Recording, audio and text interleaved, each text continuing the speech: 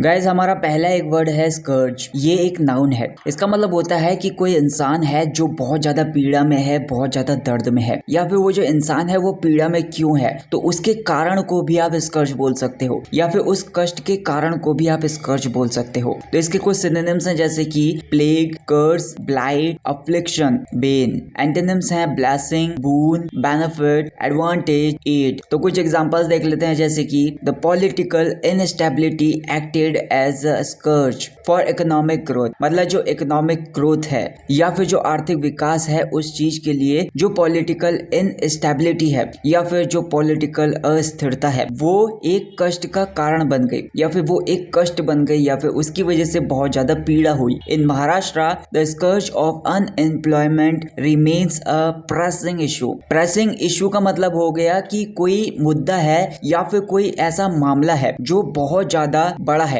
या फिर वो बहुत ज्यादा दबाव डाल रहा है। तो महाराष्ट्र की यहाँ पर बात चल रही है। यहाँ पर बोला जा रहा है कि महाराष्ट्र में जो अनएम्प्लॉयमेंट का इशू है या फिर जो बेरोजगारी की समस्या है अब भी एक बड़ा मुद्दा बनी हुई है। Traffic jams are the scourge of my daily commute. मतलब जो ट्रैफिक जैम है वो मेरे रोजाना के सफर में या फिर मेरे डेली कम्यूट में एक अभिशाप है या फिर एक स्कर्ज है। अगला एक वर्ड है रेन। ये एक नाउन है। इसका मतलब होता है किसी चीज का नियंत्रण बोल सकते हो या फिर किसी चीज की लीडरशिप को बोल सकते हो आप रेन। जैसे कि सिनोनिम्स हैं control, command, leadership, authority, supervision. Antonyms हैं अनार्ची, केओस, डिसऑर्डर, कंफ्यूजन और हेल्पलेसनेस। तो एग्जांपल्स हैं जैसे कि the reins of Maharashtra's development are in the hands of the Mahayuti government. मतलब जो महायुति गवर्नमेंट है उसके हाथों में क्या है, मतलब महाराष्ट्र के जो डेवलपमेंट होने वाला है या फिर महाराष्ट्र में जो भी डेवलपमेंट होगा उसके डोर है या फिर महाराष्ट्र के डेवलपमेंट का कंट्रोल है वहां पर महायुति सरकार के हाथों में। The chief minister held the reins firmly during the political crisis. मतलब जो चीफ मिनिस्टर हैं उन्होंने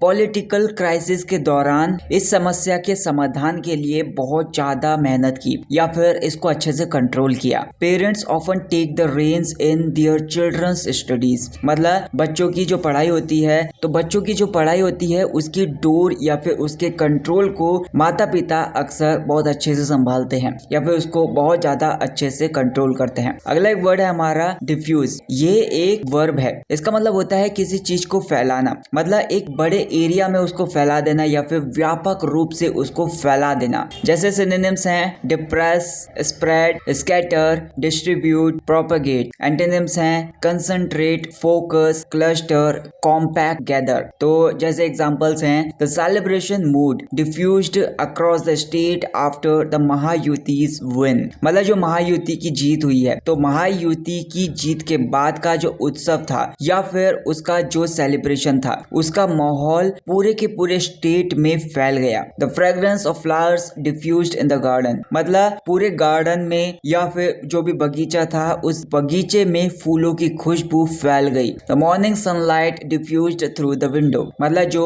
मॉर्निंग की सनलाइट होती है, सुबह की जो धूप होती है वो खिड़की से फैल गई। मतलब खिड़की से वो कमरे के अंदर आई और कमरे में चारों तरफ मॉर्निंग की सनलाइट या फिर सुबह की धूप फैल गई। अगला वर्ड है रिप्राइजल। ये एक नाउन है। इसका मतलब होता है किसी चीज से प्रतिशोध बोल सकते हो, किसी पर्सन से प्रतिशोध बोल सकते हो, उससे बदला बोल सकते हो, मतलब रिवेंज या फिर रिटेलिएशन बोल सकते हो। तो जैसे इसके सिनोनिम्स हैं retaliation, revenge, vengeance, pay back, retribution. Antonyms हैं forgiveness, pardon, mercy, reconciliation, clemency. तो एग्जांपल्स देख लेते हैं जैसे कि voters warned of reprisals if promises were not kept. मतलब जो वोटर्स हैं या फिर जो मतदाता हैं उन्होंने वादे ना पूरे होने पर या फिर उनसे जो वादे किए गए थे नेताओं के द्वारा वो वादे ना पूरे होने पर प्रतिशोध की चेतावनी दी या फिर उनसे बदला लेने की चेतावनी दी। Children sometimes take reprisals when teased by friends. मतलब जो बच्चे होते हैं वो अक्सर अपने दोस्तों के द्वारा चिढ़ाने पर बदला लेते हैं या फिर उनसे रिवेंज लेते हैं। A harsh रिप्राइमेंट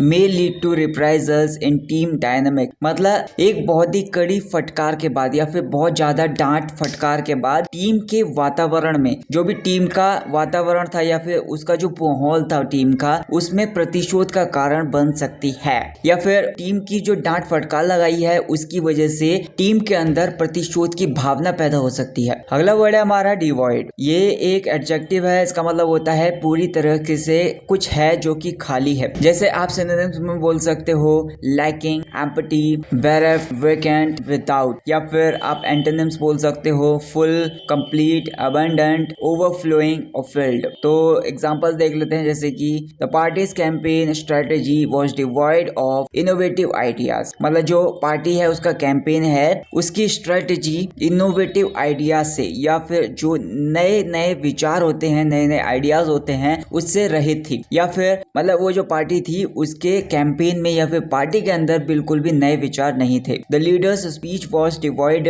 of any clear vision for the future. मतलब नेता का जो भाषण था, नेता के उस भाषण में भविष्य के लिए किसी साफ साफ दृष्टिकोण से खाली था। मतलब जो भाषण उसने नेता ने दिया था तो उसमें कोई भी फ्यूचर को लेकर वादे नहीं किए गए थे या फिर फ्यूचर को लेकर कोई भी बातचीत नहीं की गई थी। तो मतलब फ्यूचर को ध्यान में ही नहीं रख के बिल्कुल भी वो भाषण तैयार किया गया था। My evening was devoid of entertainment as there was no electricity. मतलब जो मेरी इवनिंग थी, मेरी शाम थी, मनोरंजन से खाली थी। मतलब एंटरटेनमेंट से वो खाली थी। एंटरटेनमेंट मतलब शाम को मैं बिल्कुल भी एंटरटेनमेंट नहीं कर पाया क्योंकि बिजली नहीं थी।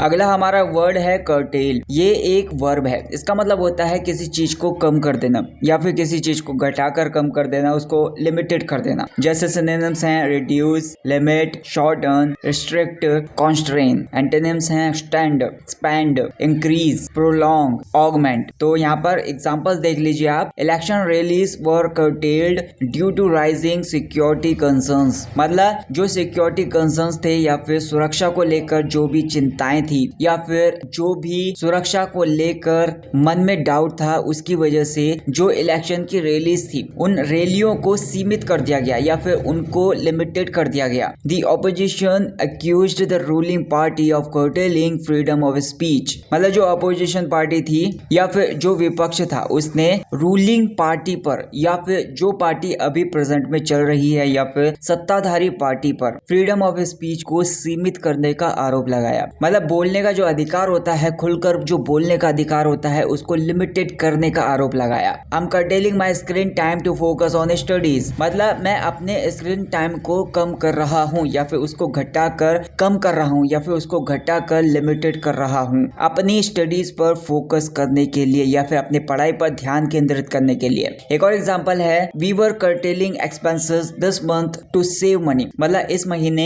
मनी को सेव करने के लिए या फिर पैसे मैं बचा सकूं, इसलिए अपने एक्सपेंसेस को या फिर अपने खर्चों को कम कर रहा हूं या फिर उनको घटाकर कम कर रहा हूं। अगला एक वर्ड है हमारा पोर्टेंट। ये एक नाउन है, इसका मतलब होता है किसी चीज के लिए संकेत बोल सकते हो, किसी चीज के लिए चेतावनी बोल सकते हो जो कि फ्यूचर में या फिर आने वाले टाइम में बहुत ज्यादा इंपॉर्टेंट होने वाला है। इसके सिनोनिम्स हैं जैसे कि omen, sign, warning, forewarning, indication. Antonyms हैं certainty, assurance, proof, evidence, truth. Examples देख लेते हैं जैसे कि rising inflation served as a portent of economic challenges ahead. मतलब जो इन्फ्लेशन बढ़ रहा है या फिर जो महंगाई बढ़ रही थी, तो उस बढ़ती महंगाई की वजह से जो इकोनॉमिक चैलेंजेस थे या फिर जो आर्थिक चुनौतियां थी उसका वे संकेत बन गए। Experts believe the election results are portents of a political shift in the country. मतलब जो एक्सपर्ट्स हैं वो ये मानते हैं कि जो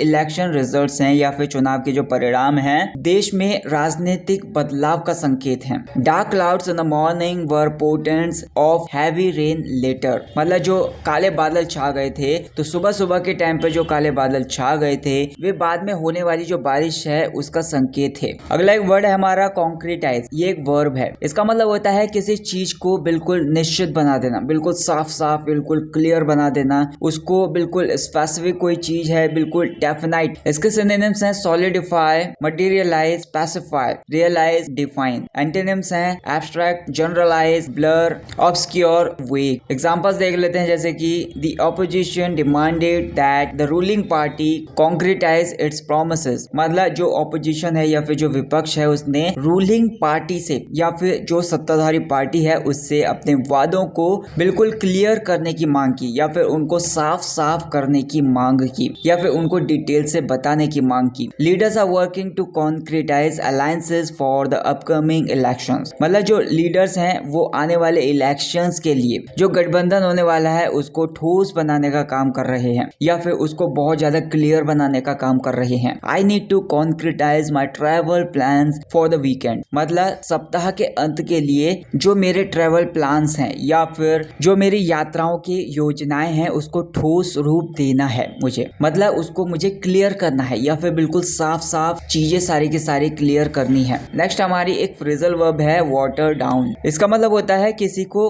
कमजोर बना दे या फिर उस पर फोर्स लगाकर बिल्कुल प्रेशर डालकर उसकी जो इफेक्टिवनेस थी उसको कम कर देना। तो जैसे अगर मैं एग्जांपल लूं, dilute, weaken, weaken, soften, lessen, reduce. Antonyms हैं strong, concentrate, undiluted, forceful, intensify. Example है जैसे कि the final election manifesto seemed watered down compare to earlier drafts. मतलब जो फाइनल इलेक्शन था या फिर जो लास्ट चुनाव थे उसके मैनिफेस्टो के या फिर उसके जो घोषणा पत्र थे वे प्रतीत हो रहे थे या फिर ऐसा महसूस हो रहा था कि वे वाटर डाउन हो रहे हैं। मतलब वे कमजोर जैसे महसूस हो रहे थे। कंपेयर टू अर्लियर ड्राफ्ट मतलब पहले के जो ड्राफ्ट थे उसके मुकाबले में या फिर उनकी तुलना में। The leader give a water down response to avoid controversy. मतलब जो लीडर था या फिर जो नेता था उसने कंट्रोवर्सी से बचने के लिए एक वाटर्ड डाउन रिस्पॉन्स दिया या फिर एक बहुत ही ज्यादा नरमी भरा रिस्पॉन्स दिया। अगला एग्जांपल है